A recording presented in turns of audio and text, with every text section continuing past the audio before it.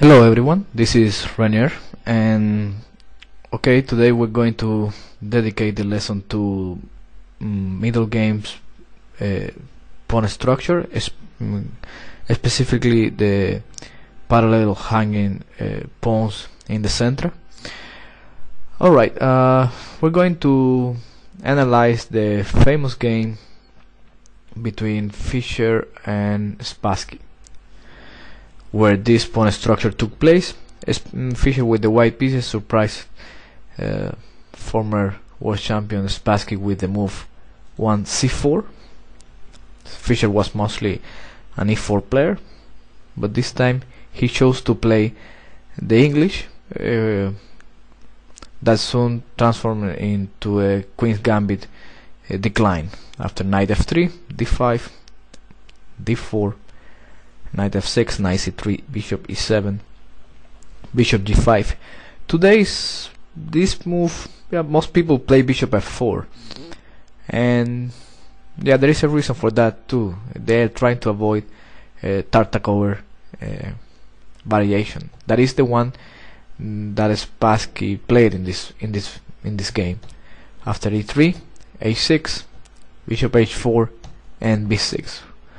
One of the most ancient positions in chess, and this position took place not only in Fischer between Spassky, but also in the Kasparov-Karpov matches, both with opposite colors. Kasparov defended black position, also played in the white side, so it's a position that there is it's very rich in ideas, and it's a pity that today it doesn't get played very often, mostly because white avoids entering in this variation. Okay, b6, and now c takes d5. Other option is bishop d3, but c takes d5 is critical, as well as bishop takes f6, and then c takes not bishop takes f6. First bishop d3, and then when bishop b7, bishop takes f6 followed by c takes d5. That's one of the other options. In this position, Fischer immediately takes on d5, knight takes d5, bishop takes on e7, queen takes, knight takes d5, pawn takes, and now rook c1. It's a theoretical position. Now, of course, black's plan is to play c5. The position won't be equal until black develops a dynamic play with the advanced c5 and develop the queen side. So, but the bishop now goes to e6. That's one of the differences in the other variation that I explained. If white waits a little bit, the bishop can be placed on b7, and where it's worse.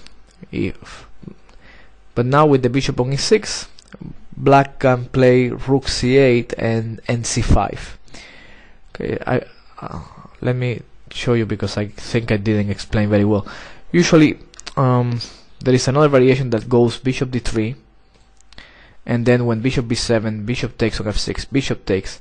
White must do this trade on f6, otherwise black captures with the knight, and now c takes on d5. This is a same structure, but white has changed his bishop for the knight, for the black knight on f6. And okay, if it's rather uncomfortable for black, I think, even though it's nothing big. The problem is that the bishop on b7 is passive. That's the big problem in this position. Even if he plays c5, white will try to keep the pawn on d4 and maintain the bishop on b7 in that passive position. Now, in the variation played in the game, after knight takes, queen takes, rook c1, of course black develops now to e6, supporting the d5 pawn, but also in an active square. Now Fischer played queen a4, which puts pressure on the queen side, and after c5, queen a3, pinning the c5 pawn. Now, black's next move looks natural, rook c8, and Fischer played bishop b5. What's the idea behind this move? The idea is to eliminate the black.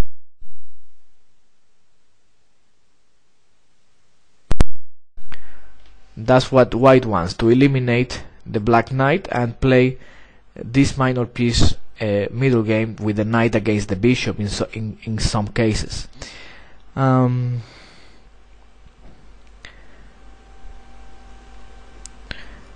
Yeah, because eventually what white wants is to take control over the dark squares. So, okay, after bishop b5, Spassky played a6, and perhaps this is not the best move. Later, what I want to explain is that most people think that Fischer absolutely crushed Spassky from this position, but at least from my perspective, things are not so clear.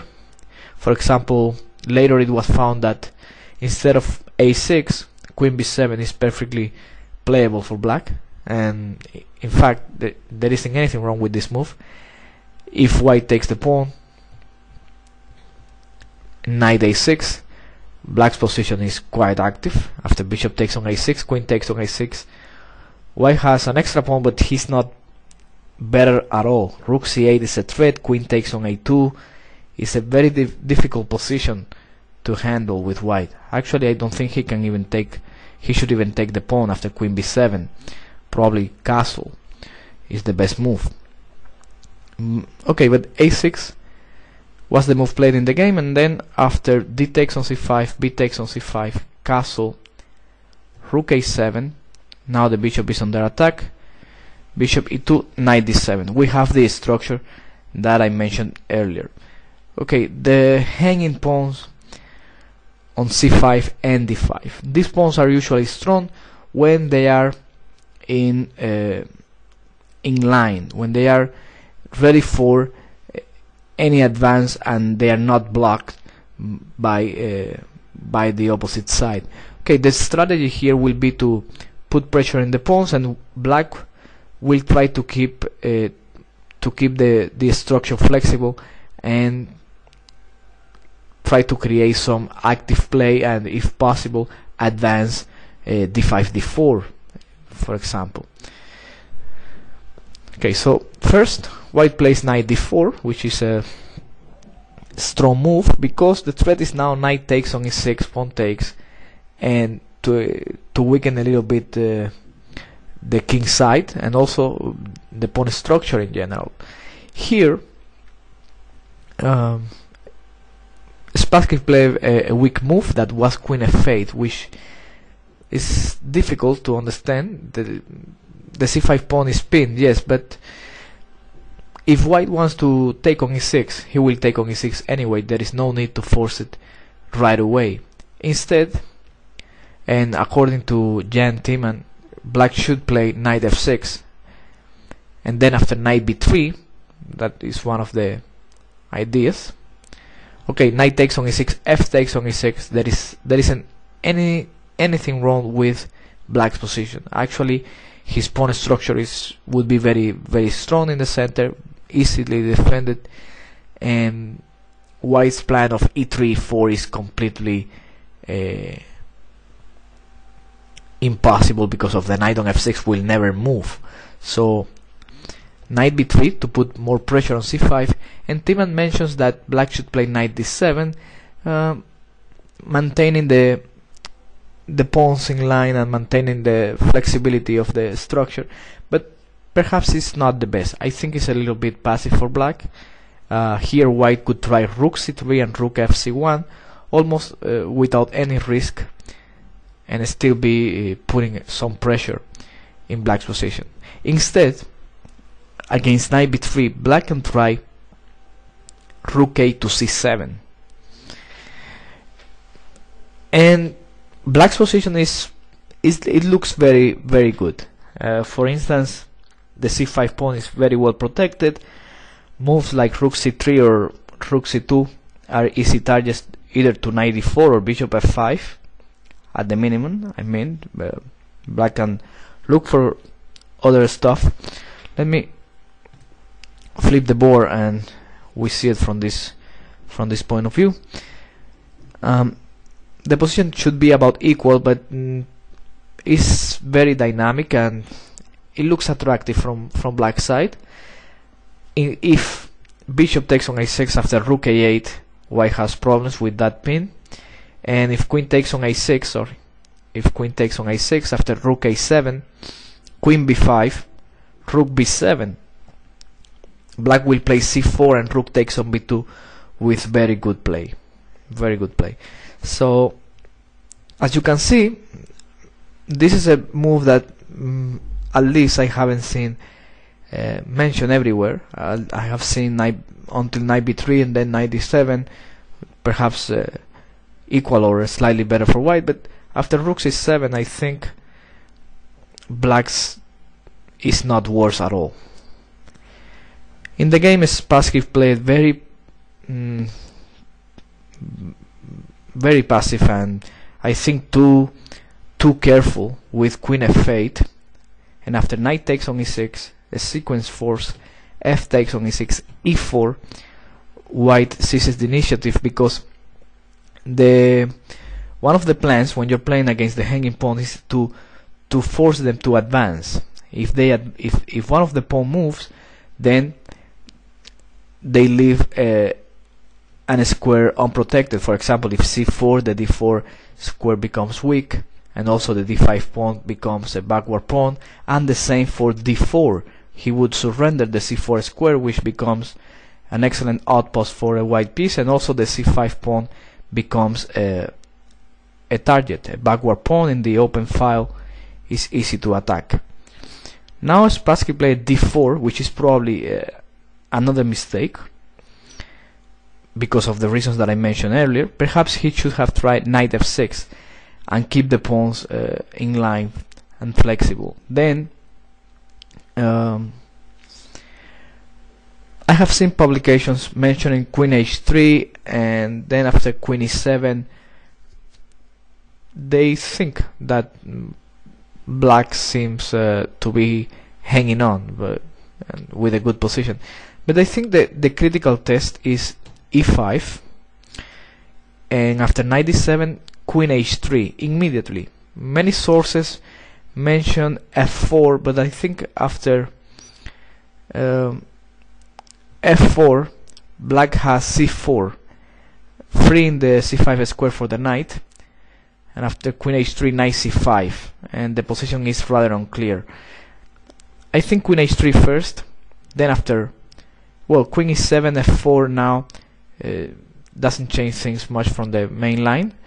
Rook c6, bishop g4, queen e7, and now f4, rook b7, and b3. I think this position, even though black has managed to keep the pawns there, now his problems are others. The king side, the weak e6 pawn, and the rupture f4, f5 that will open the f-file and open the diagonals for the light square bishop to do harm against the black king. Now if rook b4, rook e1 defends the e5 pawn and is ready to play f4, f5 on the next move. Then after knight f8, f5, threat is f6, or so queen g5 attacking the bishop, and then bishop d1. And I think that this position is difficult to handle with black. There are ideas with bishop c2, rook f4 is met with g3, and rook takes on f1, queen takes on f1. It looks suspicious, I think. But of course, it's complicated and probably better than what Spassky played in the game. That was d4. Now after f4, controlling the e5 square, queen e7, e5, restricting the black knight on d7, rook b8, and bishop c4. The bishop becomes a very strong piece on that square. It's very well located there, attacking e6, and also yeah, the pawn on e6 is pinned, and the bishop doesn't interfere with any other white piece, so it looks like all of the white pieces are very well coordinated and working together. Then after king h8, if black tries knight b6, trying to get rid of that bishop immediately, he meets queen takes e5, and after queen takes, bishop takes on e6, and rook takes on c5, white wins material. So from here I think there is very little that black can do to hold on against this pressure. If queen takes c5, knight takes on c4, queen takes c4, rook takes b2, queen takes d4 is also hopeless. So king h8, queen h3 attacking e6 now, knight f8 and b3. It's just a good moment to compare everything from the minor pieces to the pawn structure. White has everything in order, good pawn structure, well located pieces, and if you look at the black side, everything looks very weird. The pawn on a6, the very weak king, and the e6 pawn, the knight on f8 very passive, the backward pawn on c5, the pawn on a6. So all of this makes a very bad position for black. Spassky continue with a5, f5, and okay, once Fischer had the queen side under control with the move b3, he starts the attack on the king side, and the game is practically over. He takes, rook takes on f5, knight h7, the last piece joins the attack on the king side with rook f1. Now after queen d8, queen g3, rook e7, h4, avoiding any knight g5, rook b7, e6, rook c7, now queen e5. There are threats everywhere, queen e8, and now a4. That's one of the moves that because white doesn't go for the immediate winning move. Instead, black is nearly in Zugzwang. He cannot move. That's actually Spassky just continues to play queen d8, rook f2, queen e8, rook f3, queen d8, and now bishop d3. It gives white all the time to prepare the final assault. After queen e8, queen e4, the rook from f5 is ready to be moved, and then after knight f6, takes, attacking a6, king g8, bishop c4. Other moves win as well, but this is just very simple. Queen f4, and Spassky resigns. This is game 6 from the World Championship. Okay, so you can see one of the turning points in the game is when black allowed knight takes on e6 and e4. That's probably what made black lose this game. Instead, after knight f6, the pawn structure is healthy, is looking good. And after knight b3, like I said, rook c7, always looking for active moves, is one of the rules, as well as when you have the isolated central pawn, you should try to play dynamically and stay active at all cost. In this case, the a6 pawn cannot be taken, and I think that the position is roughly equal, or at least dynamically balanced. This means that both sides have enough resources and enough chances to hope for the full point. I would prefer black because my style, but I mean, white has no weaknesses. On the other hand, white has no weaknesses at all, so I guess the position is equal. Okay, we're going to see another game in which the hanging pawns they are handled in a different way. After knight c3, d5. This is a game 1 from World Championship between Korchnoi and Karpov. d4. You can see that this variation, the Queen's Gambit decline, has been part of the World Championship matches from the days of Capablanca and Alekhine, and then now so Karpov, Korchnoi, Fischer, Spassky, Karpov, Kasparov. a6, bishop h4, and especially the Tartakova variation. b6, rook c1, bishop b7, and here is where when it's possible to take on f6 and play c takes d5 later, or bishop e2 like Korchnoi played. Knight bd7, c takes d5, e takes d5. Okay, black's basic plan is to play with the hanging pawns by advancing his c pawn to c5 on the next move. After castle, c5. Korchnoi immediately takes on c5, and now we have this structure again. As you can see, white has less space. I think that the central pawns, they control these key squares like d4, e4, and white has less space, so white will try to put pressure on these pawns by placing his rook on d1 and perhaps doubling rooks on the file.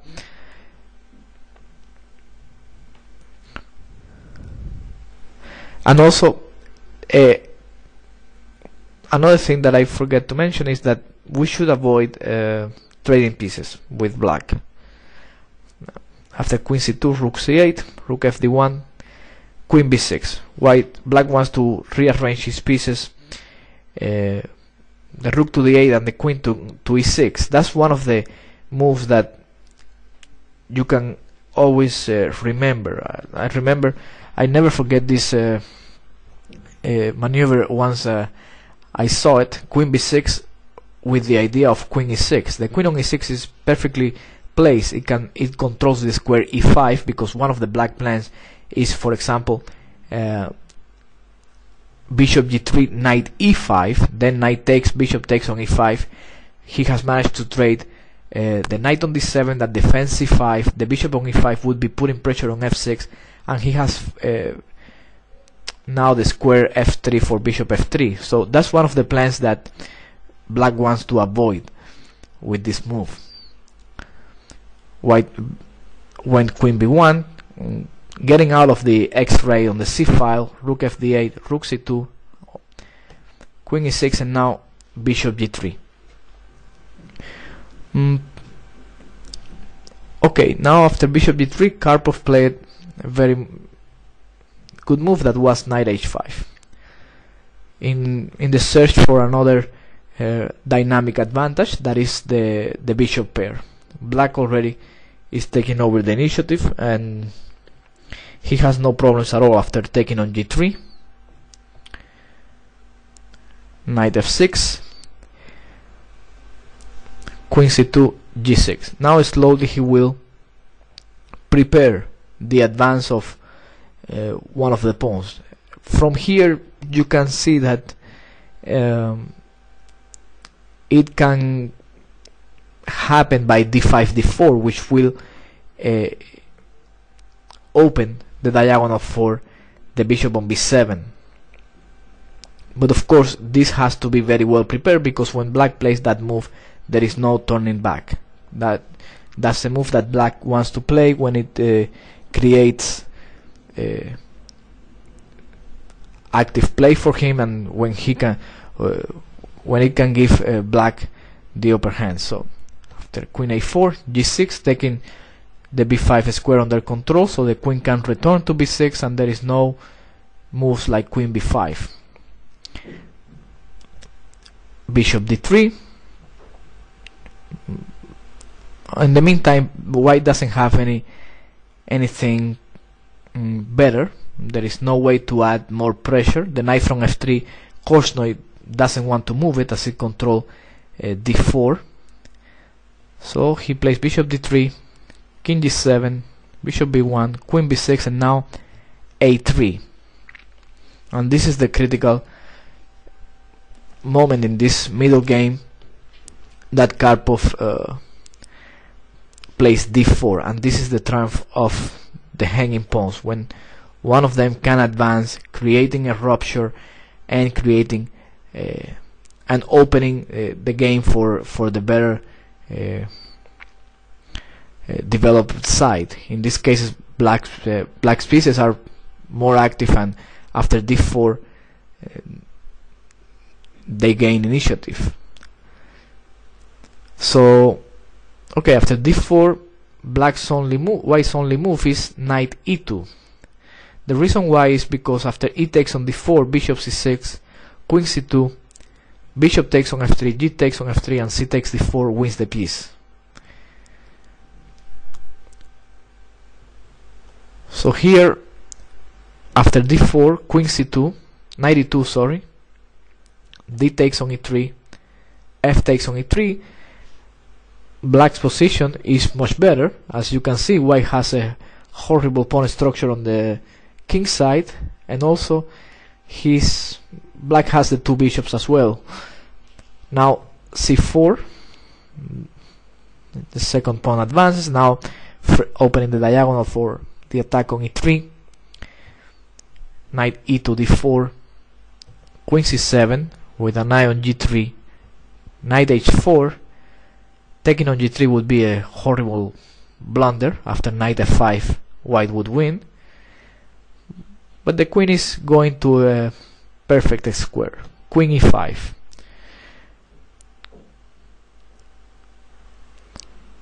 The queen doesn't have any better square than e5 in this position. King h1, king g8. Now the threat of queen g3 is real, but there isn't any move to stop it. So Korchnoi plays knight f3, queen takes g3, rook takes, bishop takes d8, and the bishop is ready to go to c7 with threats against the white king. Queen b4. With this trade, the knight joins the attack against the white king. Rook d4, knight f2 check, king g1, knight d3,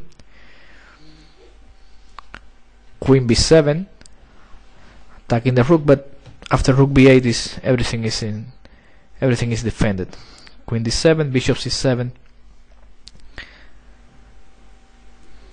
and yeah, after this position just position is lost long ago, but here there is no other move. Black has all the threats. Rook takes b2, so